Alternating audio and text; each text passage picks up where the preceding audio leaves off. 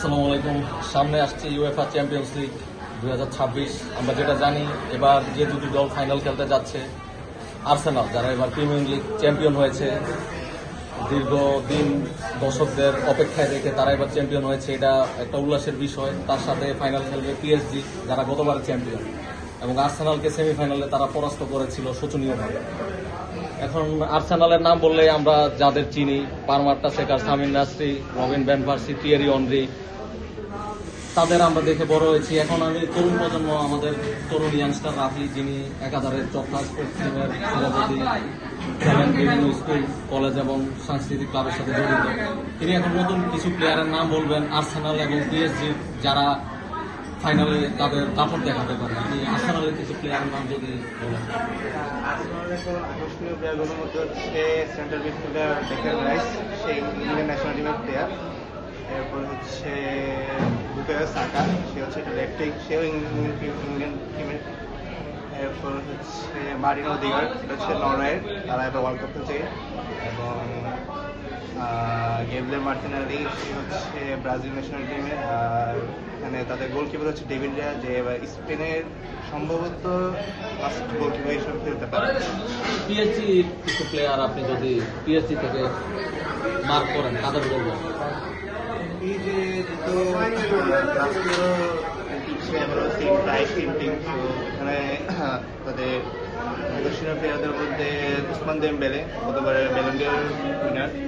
এরপর হচ্ছে বিতিনা, Portugal national টিমের, সেও গতবারের ব্যালন ডি অর থার্ড হয়েছিল। এরপর এখানে গাভাস্কিরিয়া প্লেয়ার। এরপর হচ্ছে বার্কোলা, ডিজাইল দুয়ে, সে হচ্ছে ফ্রান্স ন্যাশনাল টিমের। এবং আরও নানান অনেকগুলো প্লেয়ার আছে।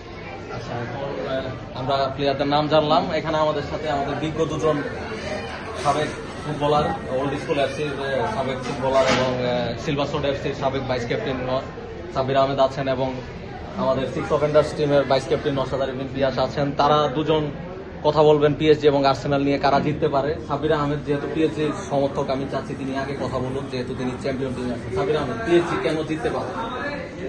না, পিএসজি আপনি যদি চ্যাম্পিয়ন্স লিগের স্টোরি দেখেন, যেহেতু ওরা গতবার চ্যাম্পিয়ন হয়েছে, তাদের একটা চ্যাম্পিয়ন হওয়ার একটা হিস্টোরি আছে, প্লাস হলো এক্সপিরিয়েন্সও আছে। আবার এবার যেহেতু ভালো ফর্মে আছে, এই জন্যই তারা ফাইনালে। তো একটা কি প্লেয়ার আপনি যদি বলেন। কি প্লেয়ার হলো গতবারে ব্যালন ডি অর চ্যাম্পিয়ন, যে জিতছে ওসমান দেমবেলে, সে ভালো করবে। এখানে নওশাদ আরিফিন পিয়াস, তিনি ফুটবল বিশেষজ্ঞ, তথা স্পোর্টিং ক্লাবের সাধারণ সম্পাদক, তিনি আর্সেনাল সমর্থক। তিনি আর্সেনাল নিয়ে কথা বলবেন। আপনি যদি বলেন আর্সেনাল কেন জিততে পারে। আর্সেনাল জিততে পারে আর্সেনাল ডিফেন্সের কারণে। আপনি যে কোনো ম্যাচ জিততে পারবেন স্ট্রাইকারদের কারণে, কিন্তু আপনাকে কোনো একটা কাপ চ্যাম্পিয়ন করা হচ্ছে ডিফেন্ডার।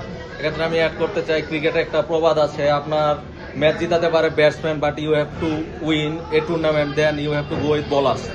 সেক্ষেত্রে তিনি যেটা বললেন, ডিফেন্ডার্সরা আপনাকে টুর্নামেন্ট জিতাতে পারে।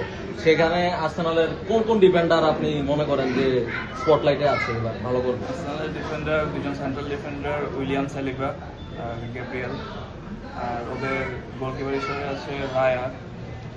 তিনজনই হচ্ছে ডিফেন্সের একটা দুর্গ বলা যায়। আর গোলকিপার হিসেবে রায়া দুর্দান্ত ফর্মে আছে। তো এই জন্য ওদের দিকে আমার স্পটলাইটটা বেশি থাকবে স্ট্রাইকারদের থেকে। খেলাটা কি 90 মিনিটের মধ্যে শেষ হতে পারে, নাকি আমরা টাইব্রেকার দেখতে পারবো? আপনার কি মনে হচ্ছে? আমার মনে হচ্ছে খেলাটা এক্সট্রা টাইম পর্যন্ত যাবে, টাইব্রেকার না গেলেও এক্সট্রা টাইম পর্যন্ত যাবে। আর উয়েফা চ্যাম্পিয়ন্স লিগে অনেক বছর ধরে এক্সট্রা টাইম বা টাইব্রেকার পর্যন্ত খেলা যায় না। সর্বশেষ মনে হয় অ্যাথলেটিকো মাদ্রিদ এবং রিয়াল মাদ্রিদের 2016-17 সিজনে হচ্ছে টাইব্রেকার পর্যন্ত যায়।